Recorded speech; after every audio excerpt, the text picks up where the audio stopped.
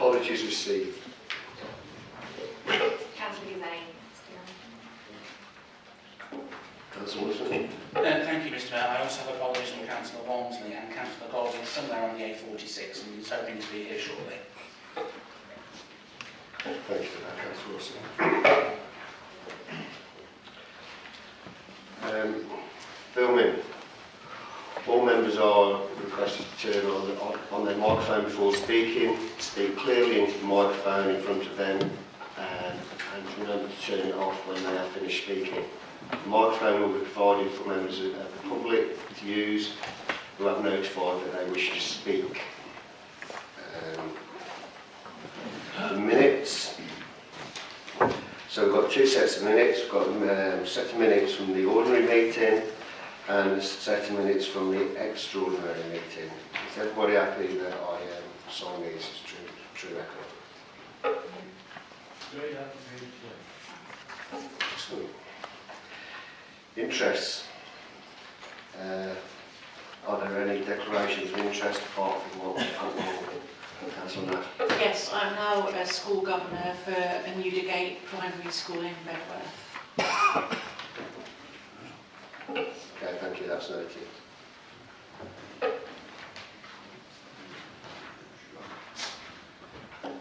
Sorry. Yeah, thank you, Mr. It hasn't been updated, but it's in my register of interest. I'm now an employee of Staff Farm Group PLC. Thank you. Thank you. Is that all? Right. Okay, thank you. Announcements. Got a few announcements. So I'll go through them as I've got them wrote down here. Got my first announcement from Councillor Grant. As an announcement he would like to make. Councillor Grant. Thank you, Mr Mayor. In reference to a Cabinet meeting in September this year, I apologise for any offence or distress that I caused the Leader of the Council and Councillor Ian Lloyd. Thank you. Okay, thank you, Councillor Grant. Councillor Longden.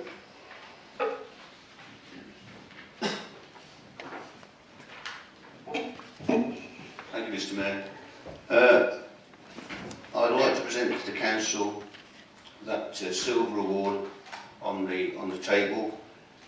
It's been earned, well earned, by all the staff in this Council who participate in the Armed Forces Community Covenant and the work that they do.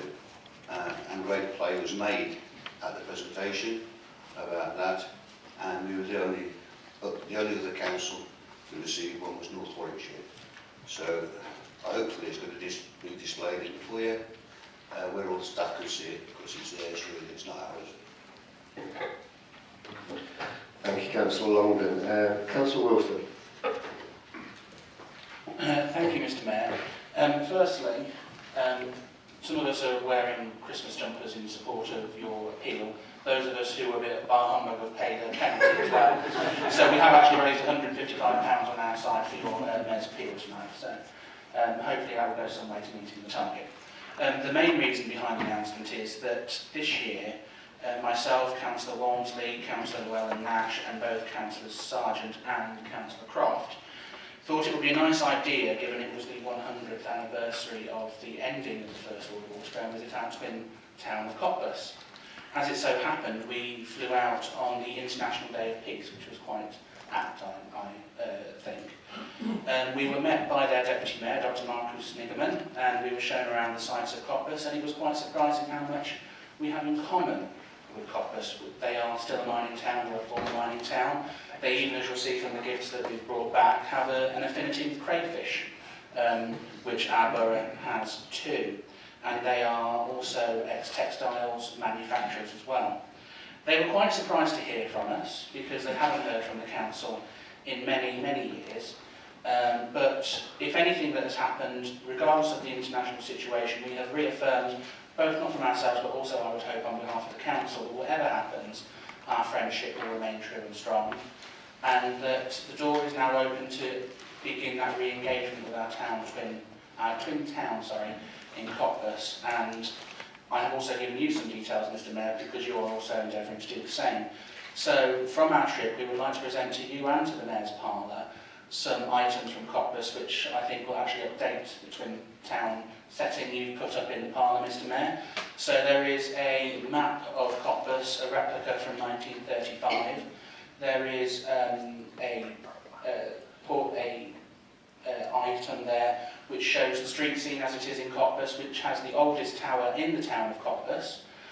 From the ramparts. You can, if you are brave enough like myself, Councillor Walmsley and Councillor Crofty, to climb it. It was far harder getting down. The stairs are rather uneven, Mr. Mayor. If you want to go and do it, please enjoy it.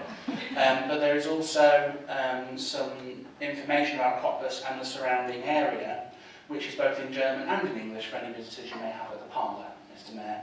I would encourage people to go and visit Cottbus. It is a lovely town. With the architecture and the various colours of the street scene, baby blues and pinks and yellows. And it makes an interesting contrast to our town centres, Mr. Mayor. So the door is open, and I hope we manage to open it a bit further and re-engage in that friendship, Mr. Mayor.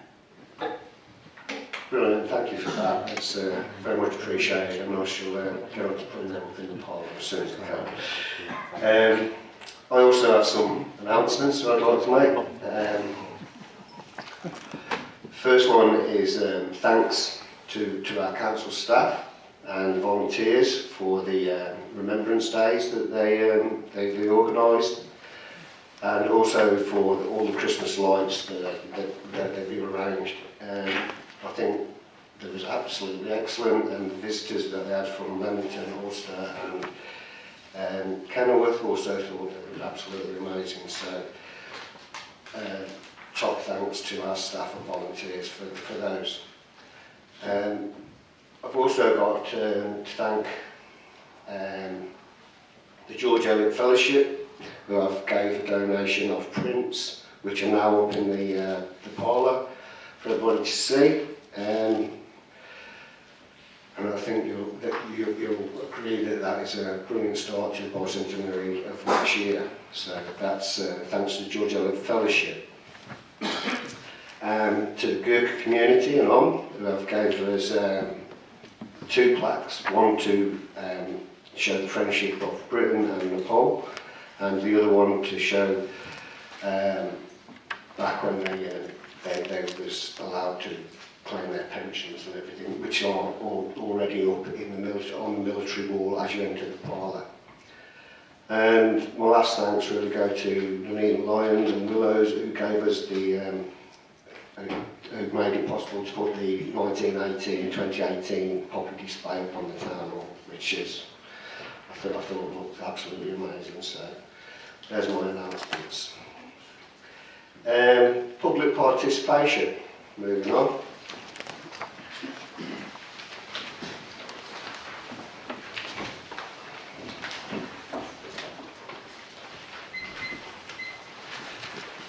So, moving on to public participation, we have a statement. Lux, is that okay? That's fine, thank you, Mr. Mayor. At the previous full council meeting, Councillor Phillips made a statement in response to my question. He accused the residents who opposed the borough plan of putting forward emotional arguments. Many of us who were sat in the public gallery were upset and angered by these comments. Firstly, because it shows that the portfolio holder has not actually read any of our submissions to the borough plan. If he had, he would have certainly seen that people have used evidence and facts to inform their judgments. They had not, as Councillor Phillips suggested, given purely emotional reasons. In the case of the submissions from BRV, RAG, Woodlands, Campaign Protection of Royal England, BCR, Right and Guards, etc., BRV have someone, for example, with several decades of experience in the industry, who has a vast amount of knowledge in producing these types of documents. I find your comments insulting to him and others who have put in many hours of research and even more hours writing coherent representations. Secondly, it shows how arrogant this council is, that they would not even read the arguments, views and concerns put forward by the residents. I wonder if you have read what the developers have said, as many of them have actually opposed sites such as HSG 7 and HSG 8. Once again, this highlights how out of step you really are with those that you claim to represent. The consultation is as much for you to see the issues as it is for the inspector. Many of us have attended all the meetings and hearings from stage 1 and stage 2 of the borough plan, as well as all the cabinet and full council meetings. The same cannot be said of the current portfolio holder, or indeed the majority of the Labour councillors. Yet, he has the audacity to accuse us of creating emotional responses. I would suggest, with the greatest respect, that he goes away and does his homework and actually looks at what the public have written, rather than merely speculating about what he thinks people may have actually written in their representations. He also commented that plan has to go ahead. The main reason a plan has to go ahead is because of the failings of this council. If you had maintained the 5-year housing land supply, which is something you are required to do, you could have pulled the plan for review. Instead, what does this council do? It sets an unrealistically high number of houses, takes Coventry's overspill, adding on a few extra houses here and there at every stage of the process, so that you have effectively left themselves without that all-important protection mechanism which the 5-year housing land supply would have given them, allowing a review and a chance to modify a plan prior to submission. They also have opted for large-scale sites that are so large that they do not have any smaller sites that could pull out at this late stage to reduce the overall numbers in the plan.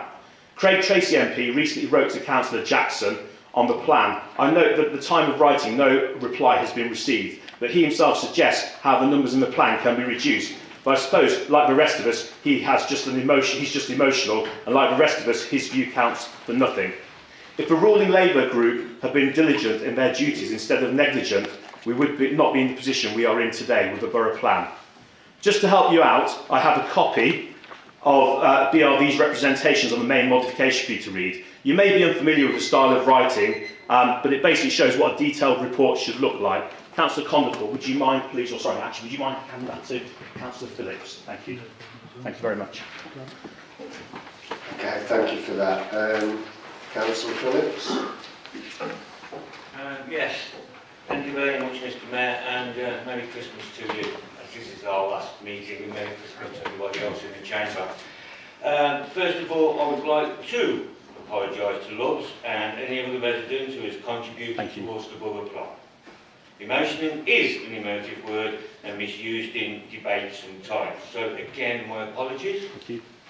And I look forward to reading a copy of the BRB representations. The preparation of the borough plan is a complex and time-consuming business. It requires councils to follow lengthy and exacting processes intended to ensure that whenever possible, whenever proposals come forward, are sound, lawful and tailored to the needs of the locality. Thus far, the indications from the examination inspector are that the council's plan is sound, lawful and meets the needs of the locality. I do not, therefore, accept the suggestion that the council has in any way failed to be anything other than exacting, precise and focused upon delivering a plan that meets government expectations. And on that note, I would add that the council is aware that the government has introduced a standard method of calculating housing need, although I am also aware that they have made it abundantly clear that this is a starting point, not a definitive figure. Government has also been keen to stress in the revised NPPF that the need arising from adjoining areas also has to be taken into account as it is now. The advice I am receiving from officers is that in all likelihood little will change in terms of overall housing need, and I refer mainly to the area rather than the Neaton and Bedworth, because it looks like there could be a reduction in houses in the Neaton and Bedworth. I am also aware that there are transition arrangements in place as the Neaton and Bedworth Council submitted their local plan for examination in June 2017. Government guidance now that a plan should be reviewed at least every 5 years, and notwithstanding that this council committed an examination to an early review of the plan. Lastly, to address Craig Tracy's MP letter, I do believe he has had a response on this issue from the leader. However, I am interested to hear Mr Tracy's comments, as they don't appear to chime with those of his government, which I am aware have just undertaken a technical consultation on further changes to national planning policy on changes to planning practice guidance relating to the standard method of assessing local need, policy clarification to housing land supply, the definition of deliverable and appropriate assessment. In other words, this government is in full reverse, having issued guidance which fails to achieve its own stated strategic ambitions to meet the housing needs of the British people. This would suggest that there would be yet further changes to the standard method when planning authorities will need to take notice of. Thank you, Mr. Mayor. Thank you, Councillor Phillips. I have a question from Mr. Carl Mayer. Thank you, Mr. Mayor. Could this council list all consultants, including legal advice, with the amount each one cost Nuneaton and Bedworth Borough Council regards to the local plan from the 1st of January 2011 up to November 2018 with the final total cost? Cheers. Thank you, Mr. Mayor. Councillor Phillips. Thank you very much, and thank you very much, Carl, for the question. I do have a spreadsheet with the details of the expenditure on consultants since 2011. The total spend over the last 7 years, got your pens ready? Total spend over the last 7 years amounts to £551,546.98. And that will be on the spreadsheet, Carl. I shall arrange for that spreadsheet to be sent to you to review for yourself no later than Friday the 14th of December. However, many of the pieces of work were done jointly with other districts in Warwickshire and Coventry, which meant that those costs were shared with all the other councils, and they related to specialist areas such as viability studies where the expertise was not available in-house. These costs would be normal for a small authority such as ours. Other pieces of work were carried out by consultants due to the severe shortage of resources within the policy working team during that period. The costs also cover the costs of examination incurred by the consultants, including the preparation of evidence, meetings with council officers and attendance before the inspector, as well as follow-up work as requested by the inspector. In addition, there are other pieces of work such as a sustainable appraisal, which the regulation states should be carried out independently. External legal costs incurred amount to £36,656.25 over the same period.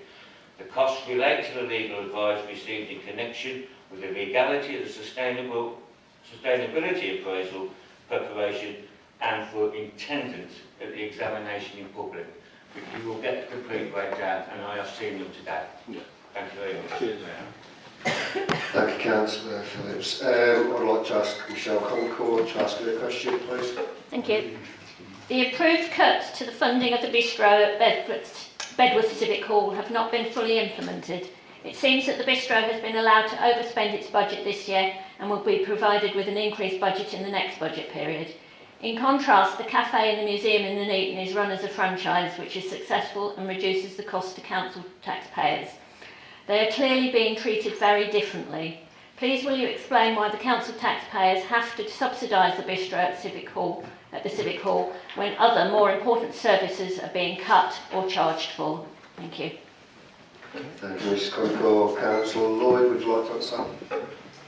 Thank you very much, Mr. Mayor. In order for the coffee bar to remain competitive in the present climate, there are clear economic need to offer what the customer requests. The General Manager needs to have flexibility to react to the changes in the market forces and in the conditions. The point of comparing the museum with the museum coffee bar is unfair, as we are working in a completely different economic circumstances and have more diverse client base. Councillors were aware of the change in offer to what was originally proposed. This issue has been raised before and answered, and the decision to move away from just a coffee bar and coffee and cake bar was taken very early in the planning process and the budget was adjusted accordingly. And finally, on the issue of franchise, with the kitchen now at the front of Civic Hall, that could be an option in the future we could look at. Thank you, Mr. Mayor. Thank you, Councillor Lloyd. Right, now moving on to questions by members. I've noticed of 10 questions by members, so we won't be having any supplement. And I'm going to start off with, I would like to invite Councillor Zander to ask his question, please. Thank you, Mr. Mayor. On May 8th of this year, Nuneaton and Bedworth Borough Council signed a statement of common ground with Echo Oak Limited, with the end goal of adding 300 houses at the Oxford site into the borough plan. This was only publicly revealed last month. At the time, there was no leader of the borough council, as former councillor Dennis Harvey did not seek re-election, and there was no portfolio holder in charge of the borough plan, as former councillor Danny Aldington had lost his seat 4 days before. Therefore, who was the person, and I want a name, who gave Catherine Morton authority to sign this statement of common ground with Echo Limited? Thank you, Mr. Mayor. Thank you, Councillor Pan. Councillor Phillips, would you like to reply? Thank you very much, Mr. Mayor. In response to the question, there's a couple of issues that need addressing before dealing with the substantive elements of the question. The first is that, as a matter of law, Councillor Harvey continued to undertake the role of the leader until annual council on the 16th of May 2018. Secondly, as of 24th of May 2017, council resolved, amongst other things, as follows: that the Director of Regeneration and Public Protection and the acting head of Planning Policy and Economic Development be given delegated authority to make the necessary amendments to the documents referred in 2.1 of the report, and to prepare and to submit other supporting technical documents in discussion with the portfolio holder for planning and development, and suggest modifications when requested by the planning inspector during examination. Statements of common ground are part of the planning appeal examination process and form part of the evidence submitted by the council for such events. The government guidance on planning appeals and examination of local plans include the following. Planning appeals. A draft statement of common ground is a written statement containing factual information about the proposal which is the subject of the appeal, that the appellant reasonably considers will not be disputed by the local planning authority. As agreed, an agreed statement of common ground, therefore, is essential to ensure that the evidence considered at a hearing or inquiry focuses on the material differences between the appellant and the local planning authority. It will provide a commonly understood basis for the appellant and the local planning authority, and provide context to inform statements of case and for an inquiry the subsequent production of proof of evidence. Let's speed up. Local plan examinations 3.17. The inspector will, where necessary, revise and develop the list of issues and questions on which a written statement is invited from representatives. The inspector may issue a discussion note if necessary to set out the context for these statements. Where appropriate, the inspector may seek statements of common ground from the parties to help focus the issues. These may be particularly helpful in the examination of technical matters, e.g. needs assessment. However, the fact that the parties may agree on certain issues will not prejudice the inspector's ability to probe these issues further for his or her satisfaction. In fact, at the start of Stage 2 hearings process, David Spencer wrote to the Council on the 19th of December 2017 as follows. The participants should attempt to reach agreement on factual matters and statistics before the hearings start, and everyone is encouraged to maintain a dialogue with the Council and other parties in advance of the hearings. Statements of common ground are a useful way of narrowing the issues in dispute. Therefore, insisting the hearings concentrate on the key issues that truly need public discussion. Statements of common ground will be accepted whenever they become available, but should be submitted by the Friday before the relevant hearing session, if possible, to enable uploading on the website and pre-discussion consideration. It is the role of the head of planning to draft and present evidence to examinations and inquiries. Because of the need to be able to respond rapidly to questions posed by the inspector, the scheme of delegation was put in place. Whenever an issue arose during the course of the examination, the head of planning consulted with the portfolio holder or, in his absence, the leader of the council. Agreeing statements of common ground is part of the arrangement of this arrangement. Such statements are what they say, statements of fact and points of agreement from other pieces of evidence that the parties have agreed to form part of the evidence to all the other statements made to the local planning inspector. Agreeing a statement of common ground is therefore an essential part of the examination process, and one delegated to both the Director of Regeneration, Planning and Public Protection, now the Director of Planning and Public Protection, and the Acting Head of Planning Policy and Economic Development, now the Head of Planning. Mr Mayor, but to answer the specific question to Council who gave permission for the statement of common ground to be signed, etc., the answer is this Council. Council gave authority to Catherine Morton to sign the statement of common ground with Eco Wharf Limited. However, it is worth stating that the site is not being put forward for development by the Council, either as an allocation in the submitted version of the plan, nor as part of the main modification. So we gave people delegated authority, Councillor, to enter a statement of common ground. Thank you, Councillor Phillips. Councillor Evans, to ask his question, please. Yes, thank you very much, Mr Mayor. Soon after I was elected, after communication through officers, Glendale was asked to carry out a number of works at Catherine Ward Hall, which is in my ward. These tasks were very simple. They included taking out a shrub in the back garden, cutting the grass, removing moss off the pavement and cutting back a shrub at the front, outside the complex. I asked for these works to be done around June, and they were only completed a few weeks ago. So could I ask the portfolio holder why it's took Glendale nearly 6 months to complete these simple works, which really shouldn't have took more than 2 to 3 days? Thank you. Thank you, Councillor Evans. Councillor Lloyd, will you reply? Thank you, Mr Mayor. The shout hasn't took Glendale 6 months to do these works. The cutting, reducing the shrubs at the site was not seen at the time as a priority by parks officers.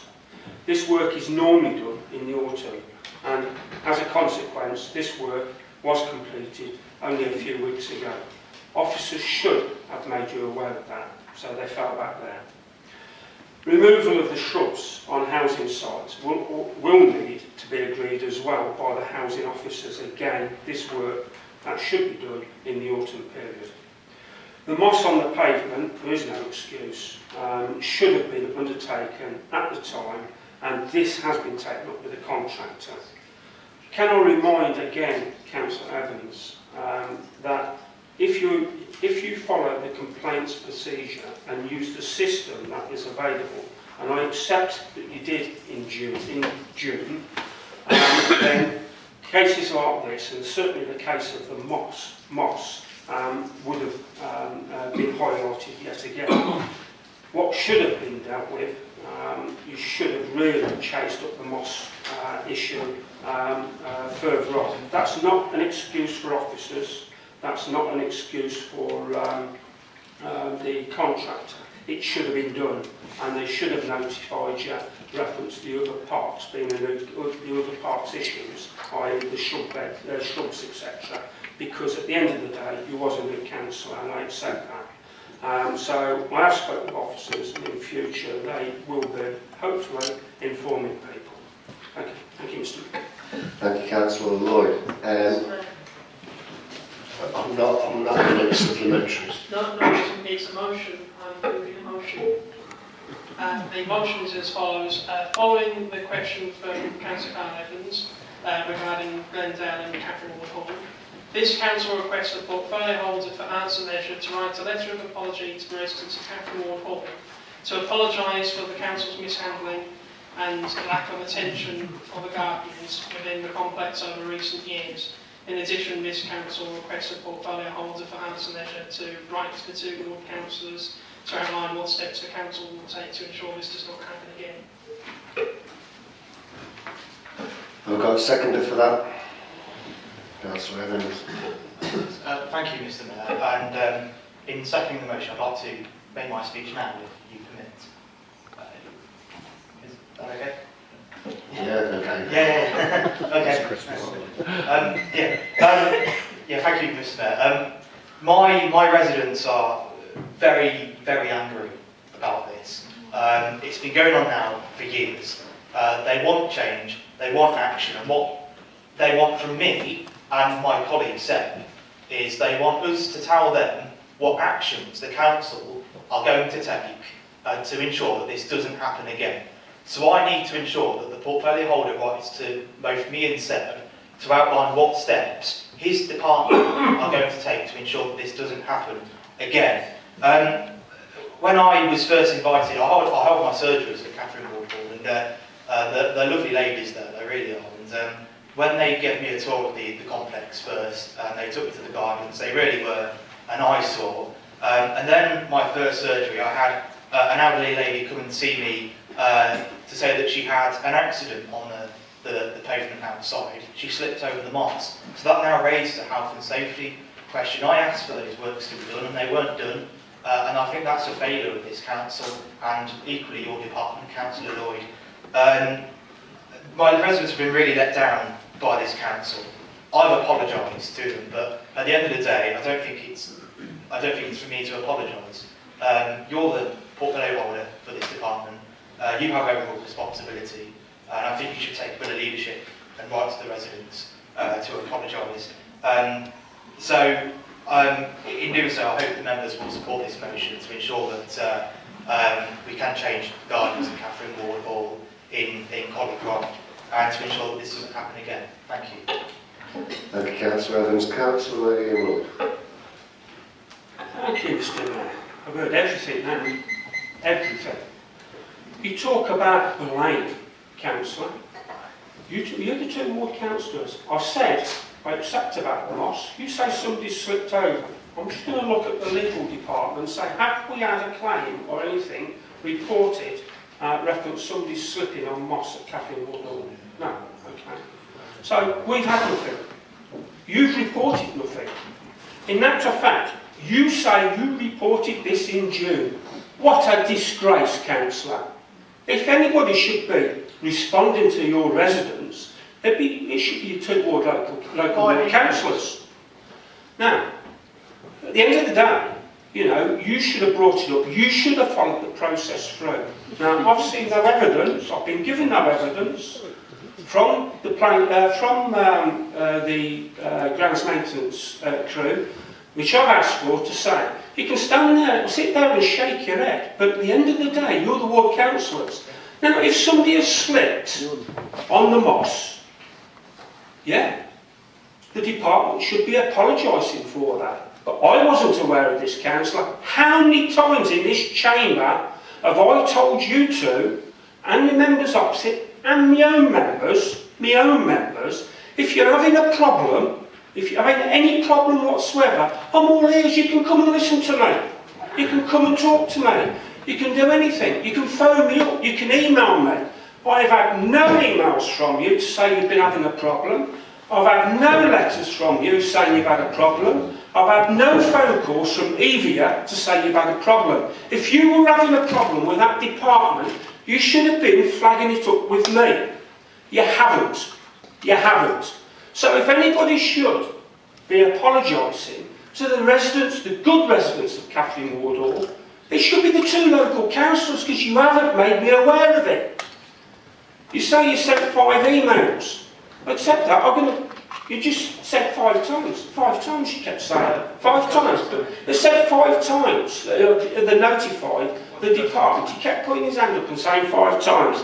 All I would say, Mr. Mayor, is at the end of the time, if that is the case, then I will look for those emails, all that correspondence that you've sent, all those issues that you've registered. I will have a look for them. But at the end of the day, Councillor, it is down to the local ward councillors. I've told you on numerous occasions. I'm disappointed in you because you did know what the process was. I've told you that many times. You're the disgrace.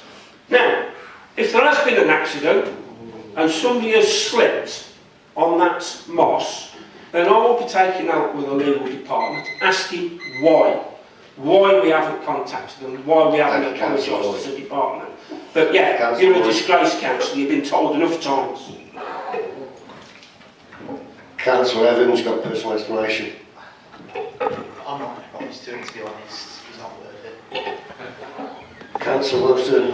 Point of order, Mr. Mayor. He's just said they're not worth it. It's not worth it.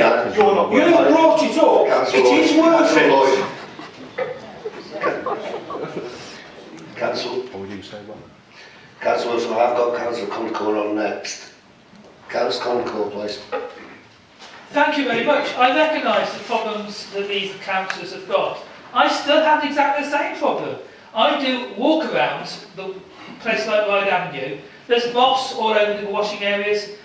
All councillors have these problems. I've got the housing officers, the parks officers, to go around the housing complexes with me to point out the problems. We do quarterly walkarounds and we write down a list of problems and things do not get fixed. So I think it is very unfair on Councillor Evans being attacked because he's trying the best he can, but it is not his job to actually fix all these problems. It's the portfolio holder's job to actually make sure Glendale do the work they're supposed to and make sure the council's procedures, i.e. you do a walk around, you find a defect, it's written down, it gets fixed. It is the portfolio holder's responsibility to make sure things happen. Point of explanation, Mr. Mayor. Go on then. Just on the last point, yeah, I'd agree with him if the portfolio holder was told. But one of the councillors has just spoke has told me about without having any problems. So the portfolio doesn't know. Okay, thank you, Councillor Lloyd. Councillor Wilson. Thank you very much, Mr. Mayor. Councillor Lloyd said that he'd heard it all now. I actually think that this chamber's heard it all now from Councillor Lloyd because he says that Councillor Evans is a disgrace. I actually think the response that he gave to Councillor Evans was a total and utter disgrace. To actually say that he is someone who is trying to help an old lady is a disgrace in doing their job, and Councillor Tandy may laugh from a sedentary position. I don't think it's funny. If that was my nan who had slipped on that moss, who was in that residential home, I would be livid. She may have decided not to take it up. People at that time of life may not decide to take up a claim or report it because they think, and rightly or wrongly, they think, I don't want to cause too much trouble, it's happened, get over it. Some people do that. Some do issue claims. Councillor Lloyd is right in that. But the fact that legal haven't received a claim doesn't mean it hasn't happened. It doesn't mean it isn't serious. And the answer that Councillor Lloyd gave was nothing short of smoke and mirrors in trying to deflect the blame from his department. Any other person who is in a position of responsibility as a portfolio holder should have the guts to stand up and be accountable for their department and not try and blame those who are actually trying to help their residents. If that was my resident, I'd be playing the response that you just gave to them on YouTube or video because they deserve to know what kind of contempt you hold someone in who is actually trying to highlight these issues. That isn't right. That isn't what your job should be, Councillor Lloyd. You should actually be saying, my department got it wrong, I'm sorry. That's the words that should have come out of your mouth, not that you're a disgrace. They should have been, I'm sorry. And the fact that you can't actually do that and say that to those residents shows a great deal that you lack the empathy to deal with the job that you're in. Because if it was one of my members who was in that role, I'd have said, go and see that person, hold your hands up that the department made a mistake, and say that we're very sorry, we will look into the systems that have made this go wrong, you don't deserve that. You pay your rent to us, you deserve a better service. You've said none of that, all you've done is try to deflect the blame. That's wrong, and shows it shouldn't be in the job. Thank you, Councillor. Is this a point? Okay. Mr Mayor, I did say, not once but twice, I did say on the moss, and that's what I'm talking about, if somebody slipped over, I will be looking into it. But this is the first I knew about it. That's what I said. That's the first time any councillors made me aware of it. So I didn't know. So how can I apologise for something that I don't know? Now, I will do the investigation, I will ask for the email stream, I will go to the contact centre, I will do all of that, and that will be done first thing tomorrow. And if it's found the department has fell down, yes, they'll get an apology from the department. They're the people that have let them down. But my point is, and this is where I'm saying a point of explanation, the councillors, neither of them, have made me aware of it. If it was that serious, they should have made me aware of it. That's why I'm angry, not with the residents, not with the department, but with the councillors not making me aware of it. We need to nip these things in the bud, but people have to tell me. Okay, thanks, Councillor Lloyd. Councillor Brown. Thank you, Mr Mayor. I'd just like to echo some of the things that Councillor Condacott said there. We've all been on these regular quarterly visits around the estates. We identify problems, things don't get fixed. We've all had these situations. And it's quite bizarre, actually, in the sense that there appears to be a communication problem here. And Councillor Lloyd's accusing Councillor Evans here that they should have gone directly to him. The communication problem seems to be between him and his department, so I suggest the councillor gets a grip of his department. And also, he said about you should use the process, but then suggested they go outside of the process to make them aware of the fact. Well, if the process works, it should work, this should happen. The process clearly isn't working, so change the process. Thank you. Thank you, Councillor Brown. Councillor Jackson. Thank you, Mr Mayor. I think we're making quite a hard job of this. I'd like to actually say that where the process worked, I don't know if it was last weekend or the weekend before, I received an email from Councillor Golby in regard to any problem. And as a result of being notified about that problem, we were able to take some action in regard to it. It seems to me that a sensible approach, if things are not being resolved at a more junior officer level, that councillors have a choice to raise that with the relevant cabinet member, or indeed with our head of paid service or our other executive director, to see if things can be accelerated progress in that regard. I think that's a sensible process, rather than waiting until full council. If these things are reported in June, that is an awful time gap and delay that could have been actually dealt with more simply. I thank Councillor Golby that she chose that way of dealing with the matter, and would advise all councillors that any of my cabinet are quite happy to be contacted directly if there are issues that you need to escalate progress in. Thank you, Mr Mayor. Thank you, Councillor Jackson. Is there anybody else that needs to speak on this? No. Councillor Grant, could you just reread it, please? Yes, happily. The motion was the exact wording. This council requests the portfolio holder for arts and leisure to write a letter of apology to the residents of Catherine Ward Hall, to apologise for the council's mishandling and lack of attention for the gardens within the complex over recent years. In addition, this council requests the portfolio holder for arts and leisure to write to the two ward councillors to outline what steps the council will take to ensure this does not happen again. I believe I have a right to wrap it up now, don't I, as it were. Well, basically, we've just had a huge squabble about an issue that we should have, that the Borough Council should have solved months ago. And so it's a little bit pathetic, the response we got. I apologised for getting personal and rude at a meeting just earlier. So, shall we have a New Year's resolution and try and be more courteous to each other in the new year? All of us, I'm happy to do that if everyone else is. And I think the key thing is, all we want is an apology and an explanation for the residents, explaining where it went wrong and how the Borough Council will improve in the future to give confidence to the residents who have lived in the area, many of them for a very long time, and have paid taxes to this authority for a very long time, and expect a certain level of service in the place that they live and are otherwise very proud to live in. So that's all we're asking for, and I hope that we'll support that. Thank you, Councillor Grant. We're going to move to the vote on this. I think it's been debated, and so the speakers. Recorded vote, yeah. Mr Mayor, I understand that we are out of time for us to move an amendment, but I believe if we have a recorded vote on a motion that is as simple as saying we will ask the portfolio holder for arts and leisure to conduct a full investigation in this matter and to report that to the next full council, that will give Councillors Graham and Evans, I think, what they're asking for. Is that acceptable for you?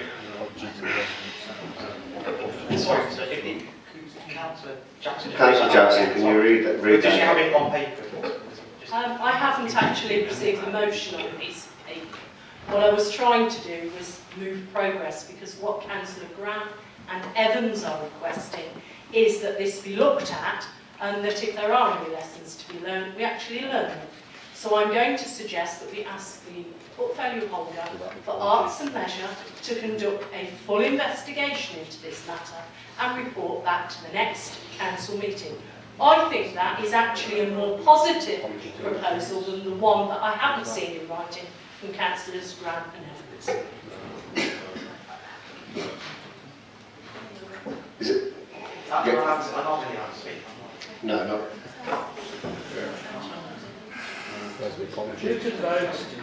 okay, we're just going to move to the vote, aren't we? Okay, so you want a recorded vote? Okay, so, okay, over to the vote. Indicate for or against the motion. Councillor Beaumont. I'm for that. Councillor Brindley Edwards. For. Councillor Brown. For. Councillor Croft. For. Councillor Daffin. For. Councillor Doherty. For. Councillor Elliott. For. Councillor Evans. For. Councillor Zane, apologies. Councillor Glass. Against. Councillor Golby. For. Councillor Graham. For. Councillor Gutteridge. For. Councillor Hancock. Against. Councillor Hocking. Against. Councillor Jackson. Against. Councillor Concord. For. Councillor Llewellyn-Nash. For. Councillor Lloyd. Against. Councillor Longdon. Against. Councillor Pandair. For. Councillor Phillips. Against. Councillor Pomfret. Against. Councillor Rudkin. Councillor A. Sargent. Councillor J. Sargent. Councillor Shepherd. Oh, sorry, Councillor J. Shepherd. Against. Councillor T. Shepherd. Against. Councillor Smith. For. Councillor Tandy. Against. Councillor Tromans. For. Councillor Wormley, apologies. Councillor Watkins. Against. Councillor Wilson. For.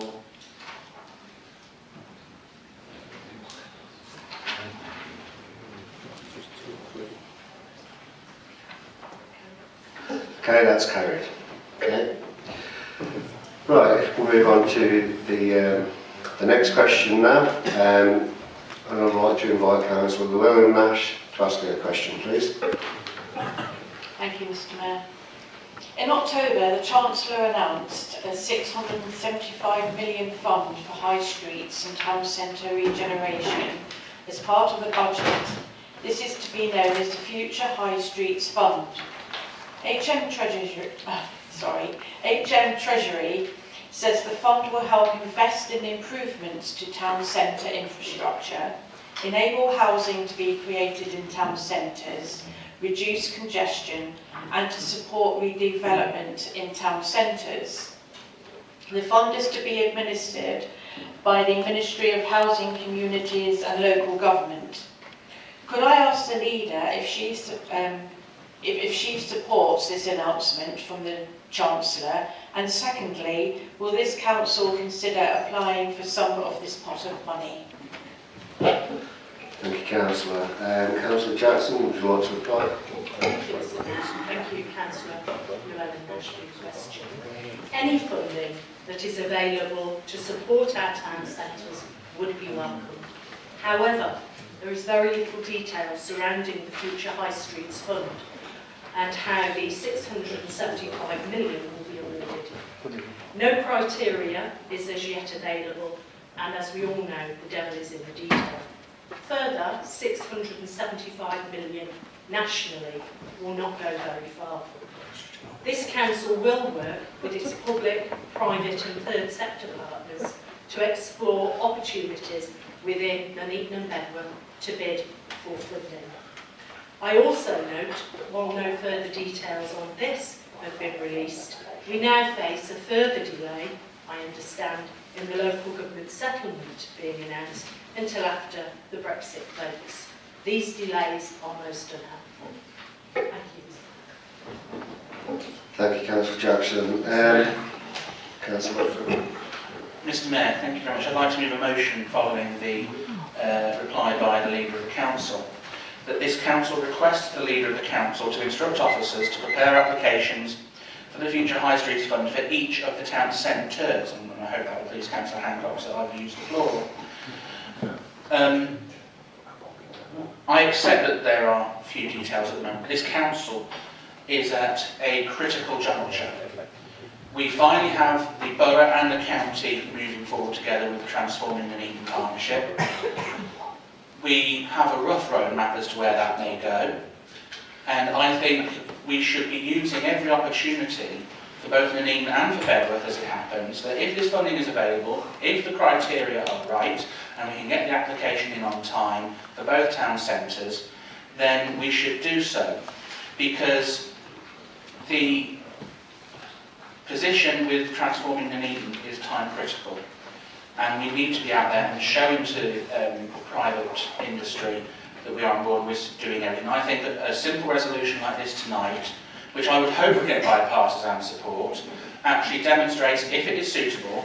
It's not just words, it is a resolution of the council that if it's suitable, we can go forward together and get this funding, because the money that is needed for Nuneaton Town Centre stretches into the tens of millions of pounds, if not hundreds of millions of pounds, and Bedworth also needs some of that investment to come in too, which if we demonstrate that Nuneaton and Bedworth is open for business, we can get some of that.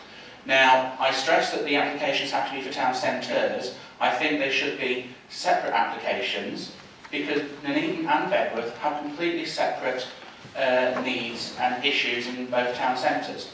We tried with the Mary Porter's pilot to do a joint one. That failed, and a large part of that, from the feedback I had about the Porter's pilots, was that because we tried to do them two together, they're two different entities, and you can't legislate for one and the other at the same time in that regard. Therefore, it should be two separate applications. If Nuneaton gets it, we should cheer. If Bedworth only gets it, I'll still be cheering too, because Bedworth needs that support too. And I'm sure that response will be the same from all of my members on this side, and I hope we would have the same response from the members opposite. So let's not just say in a response we hope to, let's say in a motion which is binding on this council, if it is appropriate and it is suitable, we will do so, because that sends out a clear message that we're open for business, we want to get this deal done, and if the funding is there, let's go get it, because all more power to our elbow. And I would hope we can pass this motion tonight and demonstrate we are indeed open for business, Mr Mayor. Thank you. Thank you, Councillor Wilson. Does that find a seconder? Mr Mayor. Councillor Jackson. Mr Mayor, I'm more than happy to second Councillor Wilson's motion to council tonight, because actually what he's suggesting is precisely what I said in response to the original question. So I'm delighted to second that, Mr Mayor. Nuneaton and Bedworth is open for business. It is the Labour Party that is pushing, as the administration, for every opportunity possible to make sure that Nuneaton and Bedworth grasp opportunities, think big. So I'm delighted we can have cross-party support on what is exactly my answer to the question. Thank you, Councillor Jackson. Right, Councillor Evans. Yeah, thank you, Mr Mayor. It's great to hear that Councillor Jackson has seconded this motion. Hopefully that's we're going to see a bit more of this, cross-party talks happening. Yeah, I wanted to make my speech. I think all of us in this chamber today should celebrate the recent announcements in the government's budget a few months ago. The living wage has been increased to £8.21 an hour, £30 billion for local government towards repairing roads and filling potholes, and of course my personal favourite, the 50p commemorative coin to celebrate Brexit. However, perhaps one of my most important things, I think one of the most important things in the budget was the £675 million fund towards regenerating our high streets. And I say that because at the recent local elections, I think it's fair to say from both sides of the chamber, that's something that's all we were getting on the doorstep, particularly in Bedworth, I have to say, it was second to the Borough Plan. As a Bedworth councillor, I wanted to talk about Bedworth Town Centre. One of my promises at the recent local elections to my constituents in the Slough Ward was that I would work with local businesses in Bedworth Town Centre to work with them to see how we can take the town forward, to make it a town sustainable and fit for future generations. A few months ago, Bedworth councillors and our fantastic local MP, Craig Tracy, got to work. We met with those businesses. Point of order, Mr. Mayor. Again, and I've said this before, it's just been said, Bedworth councillors work together. He should have said Bedworth Conservative councillors. No Bedworth Labour councillors were invited to. Okay, thank you, Councillor. Councillor Evans can carry on, please. Thank you, Mr. Mayor. I believe in terms of the constitution, I don't believe that's actually a point of order. Labour councillors were invited. I'm a Bedworth councillor. Damon's a Bedworth councillor. Sepp's a Bedworth councillor. Ann's a Bedworth councillor. And back one is a Bedworth councillor. We're all Bedworth councillors. I'm not entirely sure what was incorrect about what I said. Anyway, I'll start again. We got to work. We met with the businesses in the town centre, and we had a really positive discussion about how to take the town centre forward and how it needs to improve. One of the main things that came out of the meeting amongst those businesses was the perception of the town centre, particularly All Saints Square. I think it has so much potential, All Saints Square. It's overlooked by the church, it's overlooked by the alms houses. I feel so excited by it, because I think Bedworth Town Centre has so much opportunity, and we're not jumping on it. We've got to start now, because if we don't, we won't have a town centre left which is fit for the next generation. Perhaps if we applied for some of this funding through the ministry, we could get a grant to start work preparing All Saints Square to put the market back outside, because that's something that people want. That's all we got on the doorstep. You knock doors. It's like 5 minutes. Really? I'll leave it there. I hope the members support it anyway. Councillor Evans. Councillor Lloyd, please. Thank you, Mr. Mayor. Yeah, I can support it. As Councillor Jackson says, we're already doing it. As simple as that. But I think this is going to be one of the rare occasions that we have a unanimous vote in here in favour of something that is sensible. As I say, we're already doing it. At the end of the day, Mr. Mayor, I'm quite happy to vote along with this. And, I'm quite happy to say one of the big issues that I heard on the doorstep when I was canvassing in Bedworth, even though I'm an elite councillor, was the state of the block paving. I understand we've already sent a letter off to the county to get them to do the block paving in the town centres, because it's horrendous, absolutely horrendous. So we could start by doing something very local, very easy, and getting the county council to do both Nuneaton and Bedworth's block paving. They seem to be doing it everywhere else. But, yes, Mr. Mayor, I can support this, and in that fact, I go as along. Councillor Jackson has seconded it. I'll move the vote on this, because I think we can be unanimous on it. So I'll move the vote, Mr. Mayor, and a recorded vote.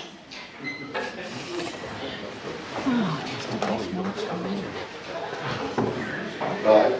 Okay, so we need a seconder to move to the vote, but I have also got Councillor Concord that wanted to speak. So, Julie seconded it. Okay, so let's move to the vote. Okay, let's move to the vote. Don't need to vote on it, Mr. Mayor. Okay, we'll need to vote for it then. That's done. Brilliant. Thank you. So, moving on. We do need to vote. We do need to vote. Oh, for the Christmas miracle. Okay, got to vote on the motion. Right, okay, so let's move to the vote on the motion. I would proceed with the motion first. You have to take the vote on whether to take the vote. Okay, so need to take a vote on whether to take the vote then. So all those in favour that I take the vote? Okay, yeah, me too. Right. Oh, Councillor Concord, you voting against? Yes, I wanted to speak on the item. Okay, right, okay, so that's good. So now we're doing the recorded vote, so over to Simone for the, please. So for or against the motion, and Councillor Bayron. I think it's 4. Councillor Brennan Edwards. 4. Councillor Brown. 4. Councillor Croft. 4. Councillor Dapper. 4. Councillor Doughty. Councillor Elliott. Councillor Evans. 4. Councillor Gazanes, apologies. Councillor Glass. 4. Councillor Golby. Councillor Grant. 4. Councillor Guttridge. 4. Councillor Hancock. 4. Councillor Hocking. 4. Councillor Jackson. 4. Councillor Concord. No speaking, no vote. James. Councillor Ellie Nash. 4. Councillor Lloyd. 4. Councillor Longden. 4. Councillor Pandair. 4. Councillor Phillips. 4. Councillor Pomfret. 4. Councillor Rudkin. 4. Councillor A. Sargent. 4. Councillor J. Sargent. 4. Councillor J. Shepherd. 4. Councillor T. Shepherd. 4. Councillor Smith. 4. Councillor Tandy. 4. Councillor Truman. 4. Councillor Walmsley, apologies. Councillor Watkins. 4. Councillor Wilson. 4. Okay, that's carried. Brilliant. Right, so if we move on with questions, I would like to invite Councillor Croft to ask his question, please. Thank you, Mr. Mayor. Will the leader of the council please commit to reverse the council's decision to scrap the market in the Eton Town Centre on Christmas Eve and thereby support our half-price market traders? Thank you. Councillor Jackson. Thank you, Mr. Mayor. Thank you, Councillor Croft, for your question.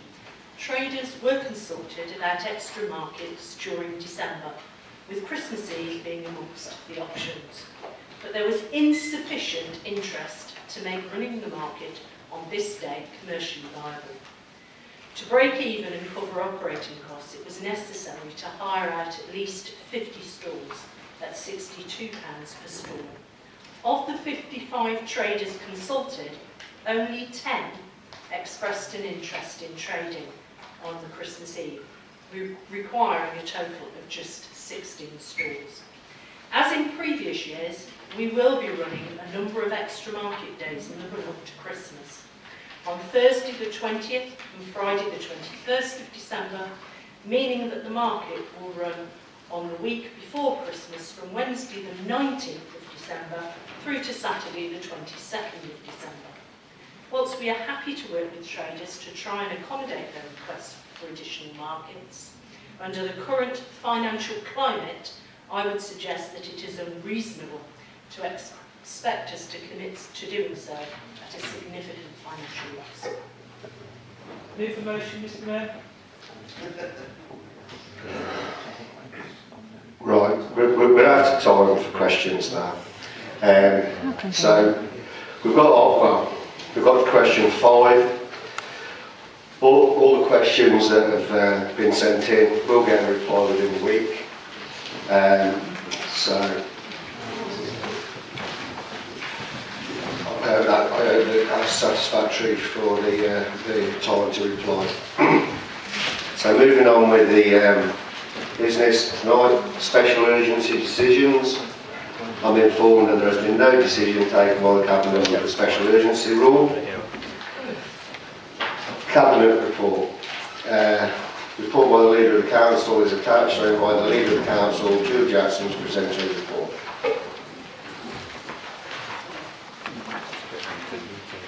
Thank you, Mr. Mayor. as usual, myself or members of the Cabinet are more than happy to answer any questions that members have. Okay, so over to members. Councillor Concord. Thank you, Mr. Mayor. We're looking at page 58. We have the garden waste collection key decision, which is on 2AI. This being Councillor Shepherd's domain. We had a decision, and people understand why we have to make a charge, but people are absolutely livid that the charge is £40 for garden waste collections, when the actual cost of collecting is £20 at the moment. And people want to know why, well, people want to know why we haven't had this called in by the Tories, but people also want to know is why aren't we looking at a lower charge and why aren't we looking at pay-as-you-go? Because a lot of people only put the green waste bin out once or twice a year. If they're active composters, they've only got a little bit of stuff that can't compost. And so it's £40 a year, it's a really retrograde step.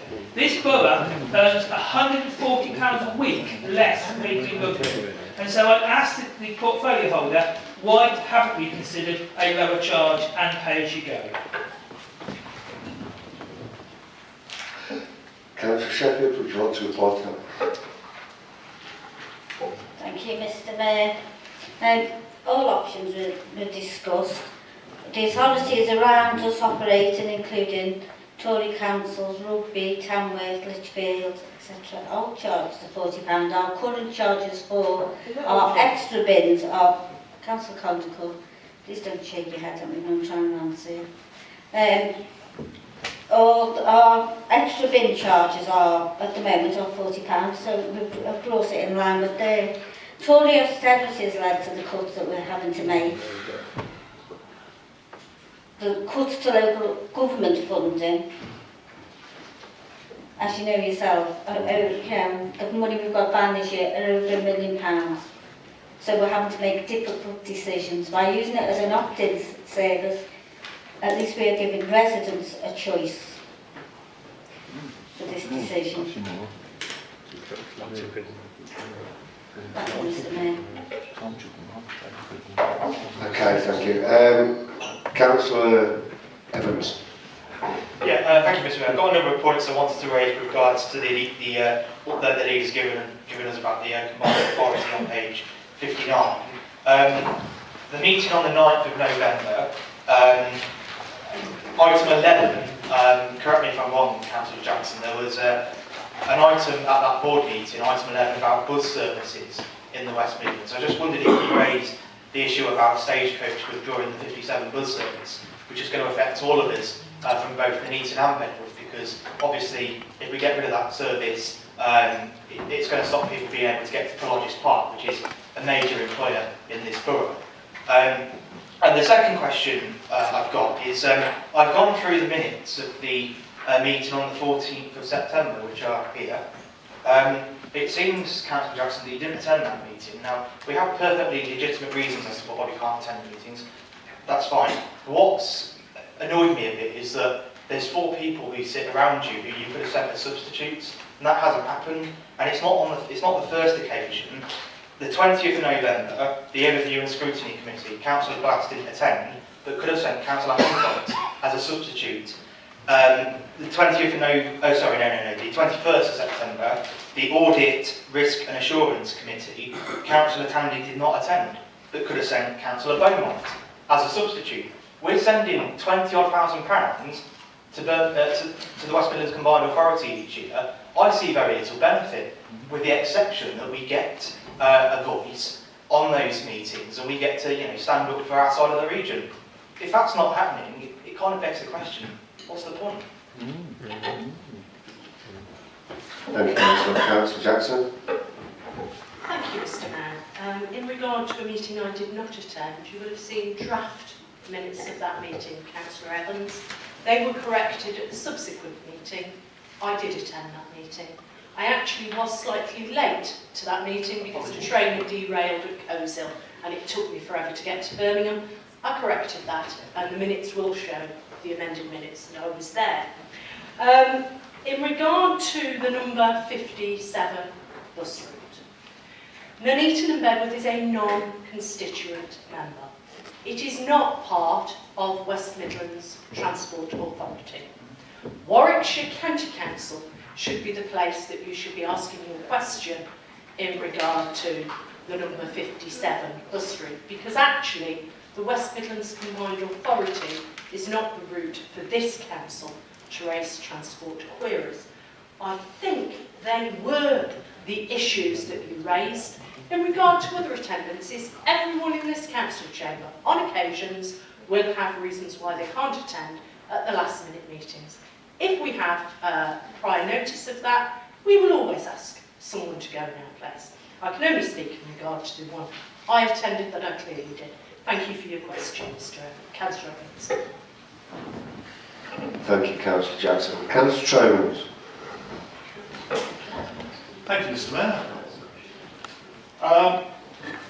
I'd like to look at the Cabinet report. You can look at page 56 and item 2AI about the green bins.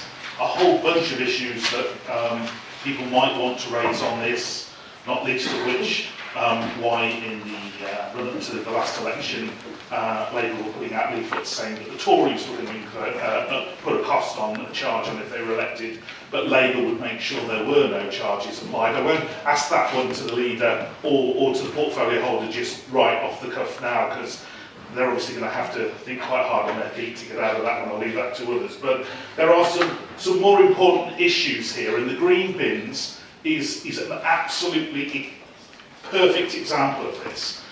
This council is in, and I would remind everyone, is in no overall control. But the Labour group seem to be in denial about this. They're making very substantial policy and budgetary changes. Can you text him, Councillor Jackson? Clearly this report is for answering questions, not making statements, Mr. Mayor. Yeah.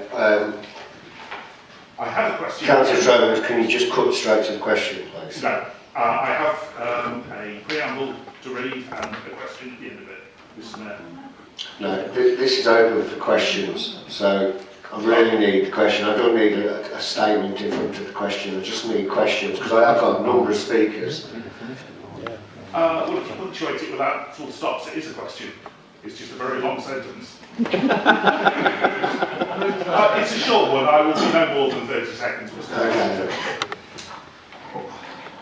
Basically, in a nutshell, we have a situation here where very drastic changes are being made to services. In year, there shouldn't be these kind of drastic in-year cuts. If there is an urgent necessity, if something has changed, then prudently reserves should be used to maintain that service until there has been proper consultation with the public, and as we're in no overall control, and this would be a punitively expensive decision to reverse, like some of the other ones, like binding us into contracts on the climbing wall. I am asking the leader, rather than keep adopting this scorched earth policy of making these decisions quickly now before they lose control,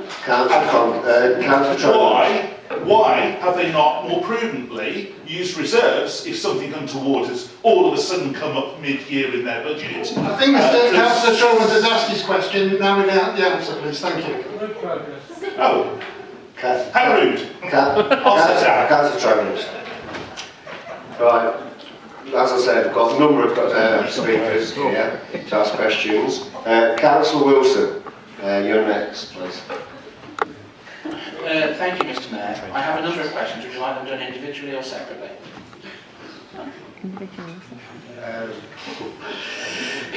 Can you do them sort of straight together, or? I'll see if the portfolio holders can reply. Firstly, on garden waste collections, it does apparently, from the information I've been given, the controlling group have been working on this since June, so it does take a long time to try and work out how to reverse the damage. Could the portfolio holder for Central Services and Refuse explain why they went to the election with literature saying we will not charge, and then straight after being put back into power in June, begin the wheels in motion to actually charge residents for the green bin waste, basically misleading, some may say lying to the public. I also have further questions to the portfolio holder about why they have done why they have not considered any equality impact assessment as to how this will impact the most vulnerable and ill-able to afford this charge in our borough. Also to ask the portfolio holder why she is willing to see council taxpayers have to see an increase potentially in what they pay to the county council, because they will have to look at how they deal with disposing the increased waste we will be generating by putting it into the black bin and the green bin. And then finally to ask the leader of the council, Mr. Mayor, under the West Midlands Combined Authority, I am aware that the Combined Authority is looking at increasing the membership charge to non-constituent authorities.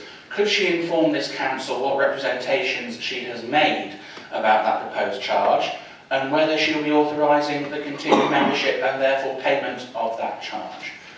Thank you very much, Mr. Mayor. Thank you, Councillor Wilson. Councillor Shepherd, can I ask you to answer first, and then Councillor Jackson, if you can answer, please.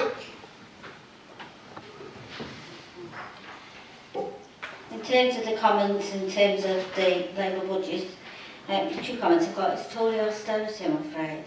That's why we've had to do what we've done. In terms of the quality assessment, that has been done. It's been done by Craig Dick, and I'm sure if you speak to the officers in the morning, they'll provide you with a copy of that assessment. It has been done. And in terms of working with county, we are working with county. I've got a meeting with them next week in terms of speaking around the composting element and composting workshops actually that was brought to the committee by House of Conduct. So we are working with county in terms of looking at how we can mitigate any concerns. Thank you. Thank you, Councillor. Councillor Jackson. Thank you, Mr. Mayor. It has been mentioned that an increase in non-constituent fees has been muted, and indeed I have spoken directly to Andy Street, the Mayor of the West Midlands Combined Authority, to say very clearly that this authority will need to be absolutely sure that residents of Nuneaton and Bedworth are getting value for money from membership of that authority. We are getting information from the West Midlands Combined Authority in this regard, but Councillor Wilson, I will send you a briefing note that has been prepared that sets out the benefits we are already receiving as an authority from our membership of the West Midlands Combined Authority, and I trust that I will be able to do that in the next week. Thank you. Thank you, Councillor Jackson. Councillor Guttridge. Point of order, Mr. Mayor. Just before you take somebody else's questions, do you think you might have an answer to mine? Thank you.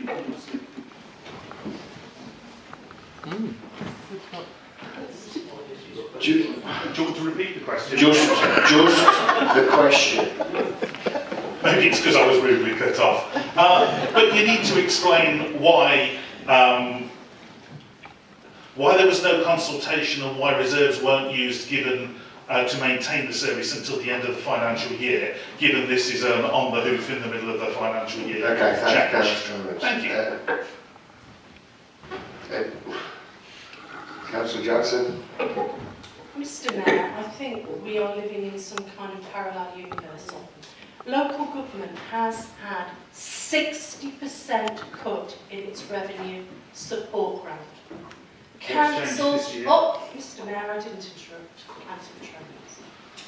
Mr. Mayor, councils up and down the country are having to make very, very difficult decisions. Look at Northamptonshire, a Conservative controlled council that is in a really, really difficult position.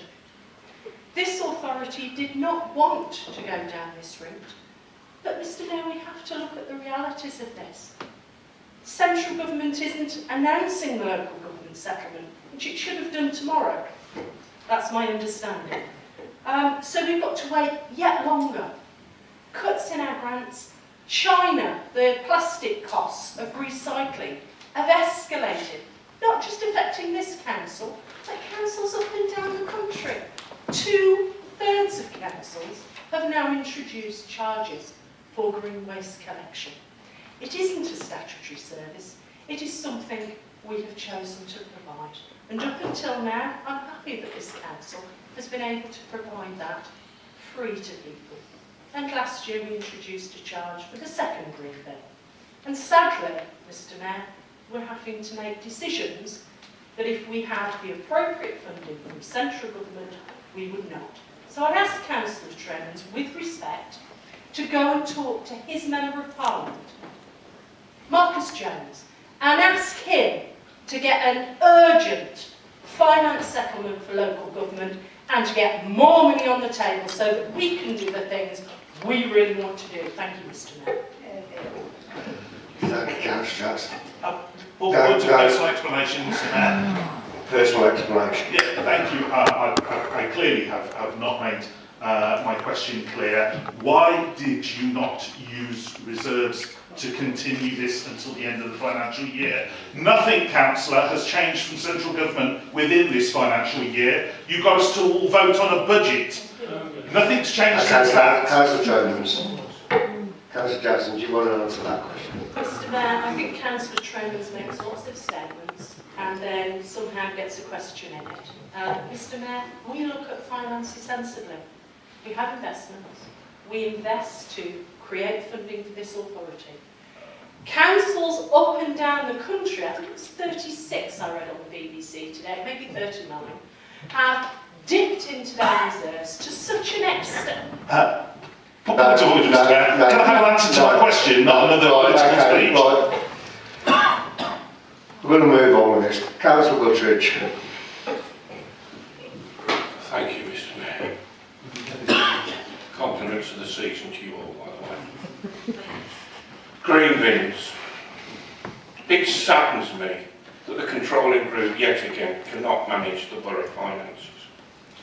If we'd managed Gresham Road and the climbing tower, we wouldn't be in this mess. The residents in the borough take pride Point in... of order, Mr Mayor. Councillor Jackson, Councillor Guttridge, continue on, please. Thank you. This is, I will repeat, Mr Mayor, with respect to yourself, this is a question and answer session. This is not debate, this is not a statement session. Yeah, Councillor Guttridge, can you move straight to the question, please? Because I have got a number of people here, so I'm just going to go straight for the questions. It takes me a bit of time to stand up because my legs aren't very good. Right.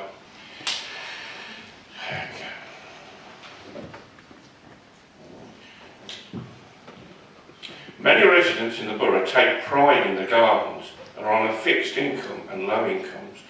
And now you have brought in a green tax of £40, harsh on the household of this borough. Hinkley only charged £24. And we have to sign up and pay in one lump sum in January for the green bin to be collected in February. Is there another black hole in the finances as this is being rushed through? Councillor Guttridge, can you move to the question? I am Mr Mayor. I am Mr Mayor. Let me there in a minute. I have so many minutes, thank you.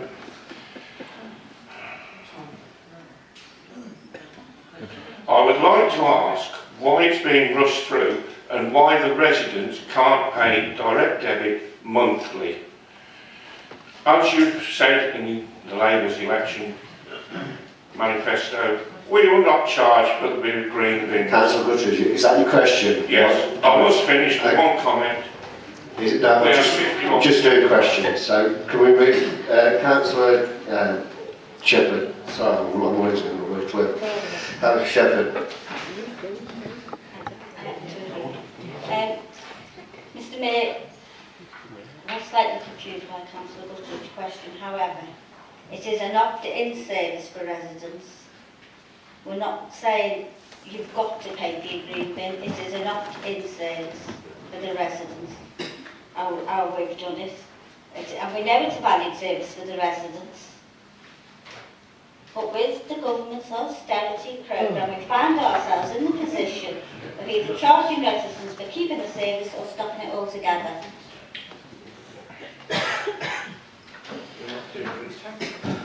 Councillor Elliott, you indicated, can you move straight to the question, please?